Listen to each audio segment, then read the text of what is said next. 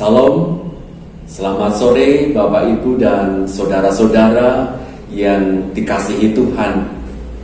Semoga senantiasa dalam damai sejahtera dan senantiasa bersuka cita sekalipun kita masih berada dalam pandemi.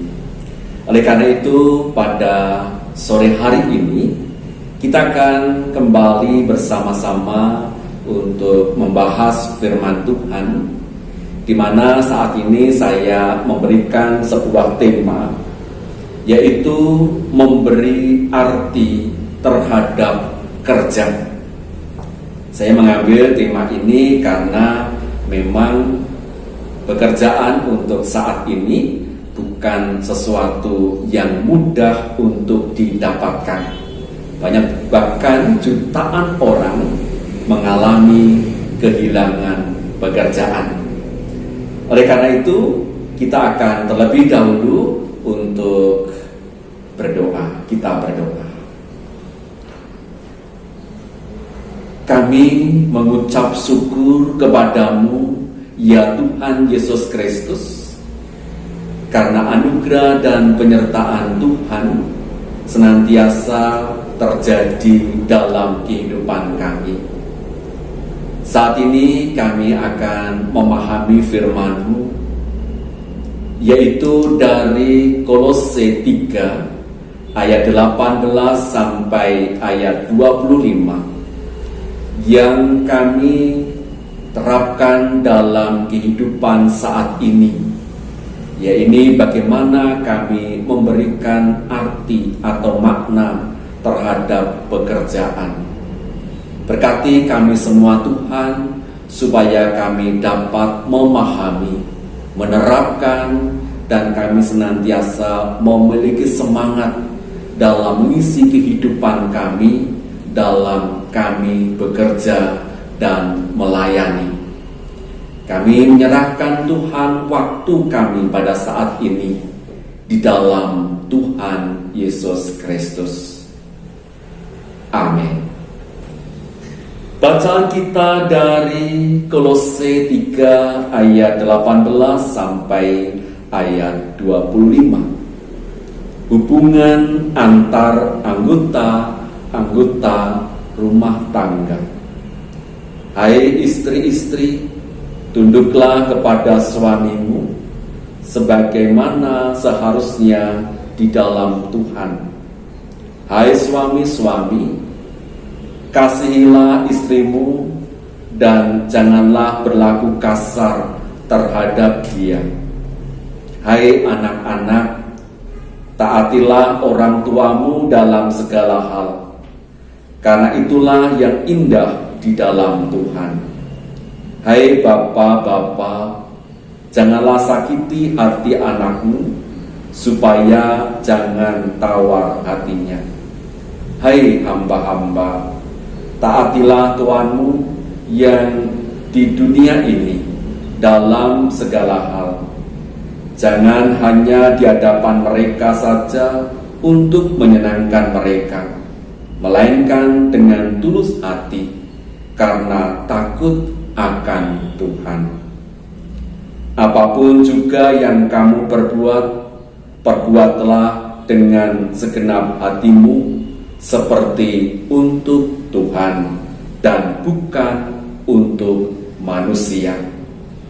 Kamu tahu bahwa dari Tuhanlah kamu akan menerima bagian yang ditentukan bagimu sebagai upah. Kristus adalah Tuhan dan kamu hambanya. Barang siapa berbuat kesalahan, ia akan menanggung kesalahannya itu, karena Tuhan tidak memandang orang.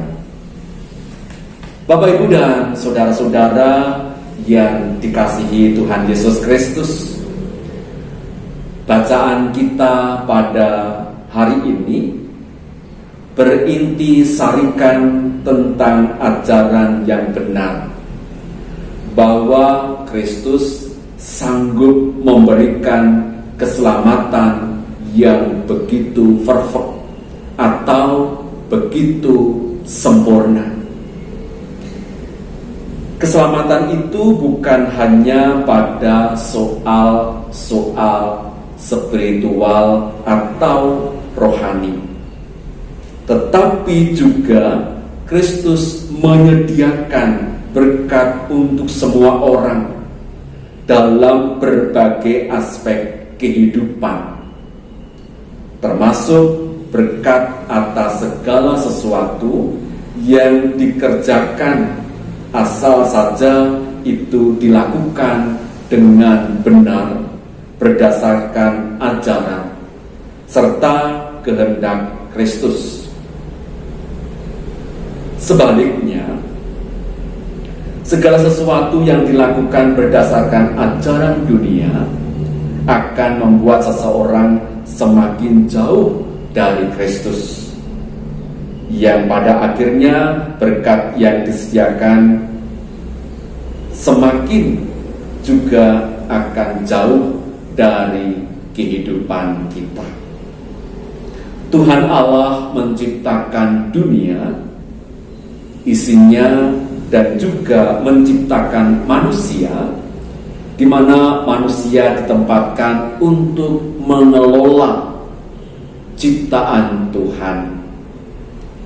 Demikian juga melalui Kristus, Allah menyelamatkan dan memberkati ciptaannya. Paulus menekankan betapa pentingnya kedisiplinan, baik dalam keluarga, sebagaimana dalam ayat 18 sampai ayat 21. Demikian juga kedisiplinan dalam hubungan sosial dalam ayat 22, maupun dalam melakukan segala sesuatu yang berhubungan dengan kerja pada ayat berikutnya. Inilah kaidah-kaidah praktis Alkitabiah yang disampaikan oleh Rasul Paulus dalam perikop ini. Maka dengan demikian umat akan terberkati. Sebaliknya, bagi orang-orang yang tidak memiliki disiplin dalam melakukan kerja dan melakukan kesalahan, ia akan mengalami atau menanggung kesalahan itu. Siapapun dia yang melakukan kesalahan akan menerima konsekuensi atau akibat dari setiap kesalahan yang dilakukannya. Paulus dalam firman Allah menegaskan bahwa Tuhan tidak memandang orang. Allah tidak pilih kasih dan memandang muka, sebagaimana dalam ayat 25. Saudara, keseriusan kita dalam mengerjakan sesuatu seringkali ditentukan oleh makna yang kita berikan pada pekerjaan tersebut. Konsep inilah yang melatar belakangi nasihat Rasul Paulus kepada jemaat di Kolose. Secara khusus, Paulus memberikan penjelasan mengenai pekerjaan. Ia menasihatkan mereka untuk memaknai pekerjaan sebagai anugerah Tuhan. Pekerjaan adalah anugerah Tuhan. Dengan pemahaman ini, mereka akan mampu melakukan pekerjaan mereka dengan berintegritas dan tulus hati. Pemahaman yang demikian berlaku bagi semua orang percaya dalam mengerjakan pekerjaan apapun.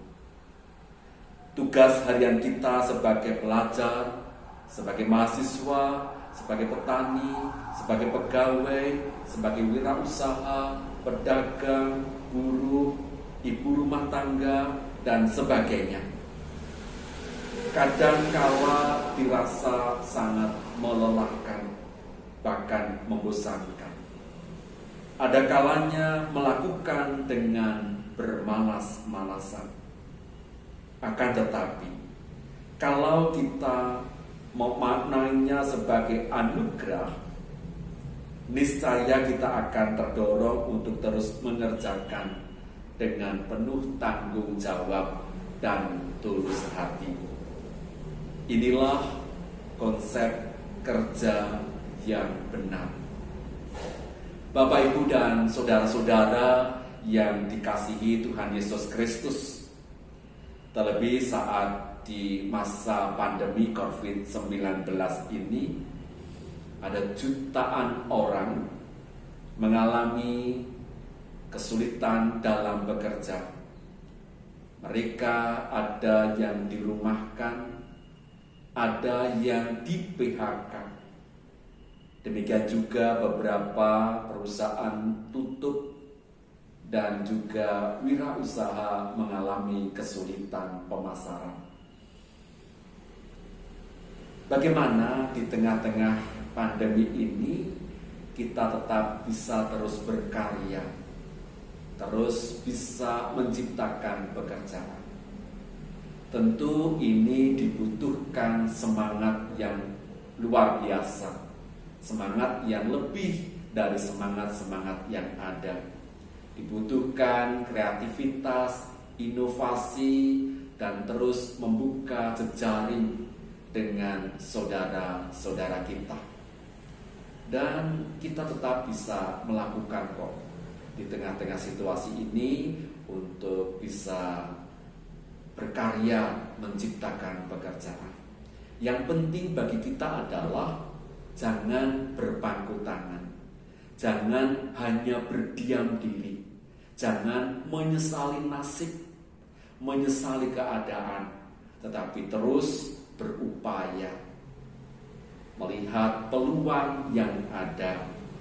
Bahkan dalam peluang yang ada, kita juga bisa menolong orang lain dengan karya-karya kita.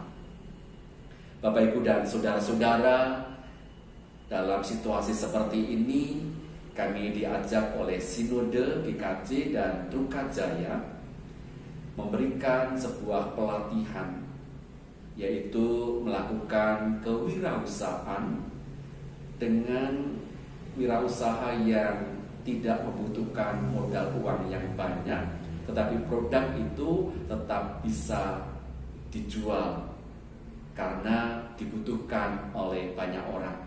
Kami akan melakukan pada tanggal 21, yaitu hari Selasa. Kami akan mengadakan rekaman dan hasil rekaman itu akan di-share baik di masyarakat, demikian juga di gereja-gereja. Nah, oleh karena itu kita akan mempertajam pembahasan kita melalui diskusi kita yang nanti tentu bisa berkembang dengan panduan pertanyaan. Yang pertama, mengapa kita perlu bekerja? Mengapa kita perlu bekerja? Bukankah Tuhan Allah itu sudah menyediakan semuanya? Bukankah Tuhan Allah kita itu adalah Allah yang kaya, yang sebagai orang menganggap kita tidak usah bekerja? Apakah betul demikian? Dan yang kedua adalah, apakah pekerjaan merupakan sebuah hukuman dari Tuhan? Apakah masih ada orang yang beranggapan bahwa pekerjaan itu adalah merupakan hukuman dari Tuhan? Nah, mari kita berdiskusi bersama.